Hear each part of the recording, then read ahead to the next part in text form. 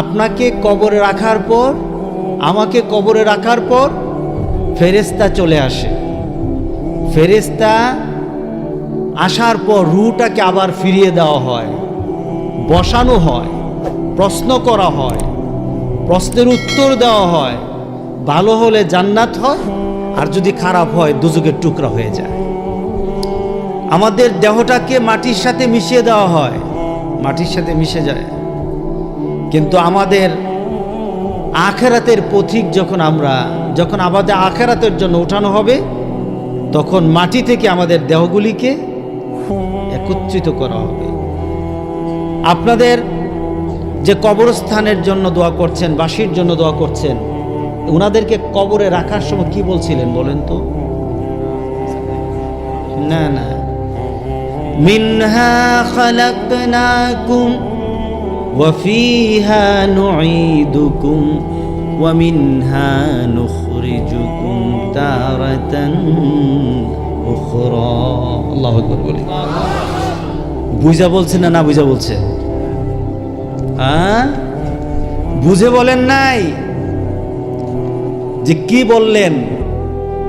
আপনার বাবাকে রাখলেন, দাদাকে রাখলেন, পাড়া প্রতিবেশীকে রাখলেন, রাখার সময় সবাই সম্মিলিতভাবে এইভাবে বলছিলেন। আমি গত কয়েকদিন আগে এক এলাকায় গেলাম, তো জানাজার পরে দোয়ার জন্য অপেক্ষা করলাম, দেখলাম সব একত্রিত। আমি বলার পরে সব অধিকাংশ মানুষ থাকলো। আমি একটু দূরে দাঁড়ানো, একজন হুজুর এই দোয়াটা পড়তেছিলেন, আর সবাই তার সাথে এক হয়ে বলতেছিল। আমার ধারণা হলো সবাই বলেছে ঠিকই, সবাই বুঝে নাই। কথা ঠিক আছে কি না? যে জিনিসটা বুঝলেন না, এই জিনিসটা বলে কি ফায়দা আছে বলেন? যে জিনিসটা বুঝলেন না, যে আপনি কবরে যাকে রাখছেন তাকে কি বলছেন, আপনি যখন কবরে রাখেন ওই কবরবাসীকে উদ্দেশ্য করে বলছেন মিনহা খালাকনাকুম, এই মাটি থেকে তোমাকে সৃষ্টি করা হয়েছে। আচ্ছা, মাটি থেকে মানুষের কোন অংশ সৃষ্টি করা হয়েছে? দেহ। আর আমাদের রূহ আল্লাহর তরফ থেকে ওয়ার্ডার, মাটি থেকে নির্যাস সৃষ্টি করা, মাটির নির্যাস দিয়ে আমি সৃষ্টি হয়েছি। এর জন্য আপনি যখন কবরে রাখেন তখন আপনি বলেন মিনহা খালাকনাকুম। সুবহানাল্লাহ বললেন না?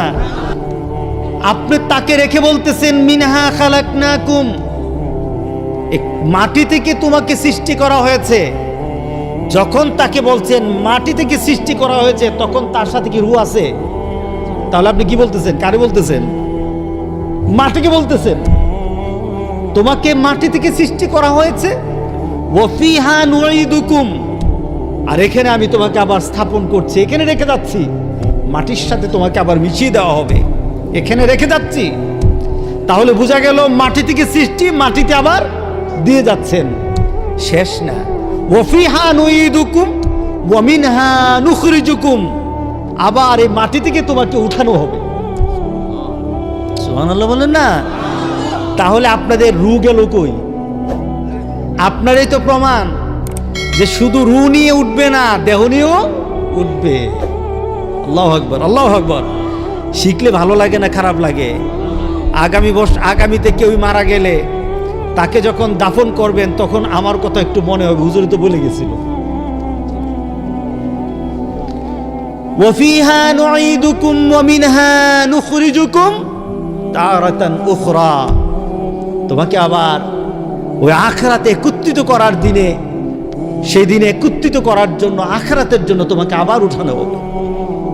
আপনি তো বললেন যে মানুষ শুধু রূহ দিয়ে হয় না, মানুষ কি দিয়ে হয়? মাটি এবং রূহ দিয়ে। সুতরাং দোয়ার ক্ষেত্রে আমরা কমপ্লিট দোয়া করব যে কবরবাসী যারা আছে তাদেরকে যেন আল্লাহ মাফ করে দেন, মাগফিরাত দান করে দেন। আমিন বলি। ওয়ামান আহসানু কাওলাম মিম্মান দাআ ইলাল্লাহ ওয়া আমিলা সালিহান ওয়া ক্বালা ইন্নানি মিনাল মুসলিমিন। তার কথার থেকে শ্রেষ্ঠ কথা কার হতে পারে? যে মানুষকে কল্যাণের দিকে ডাকে। এখন কল্যাণটা কি? আমি ভাঙা ভাঙা কথা বলবো, বুঝতে হবে।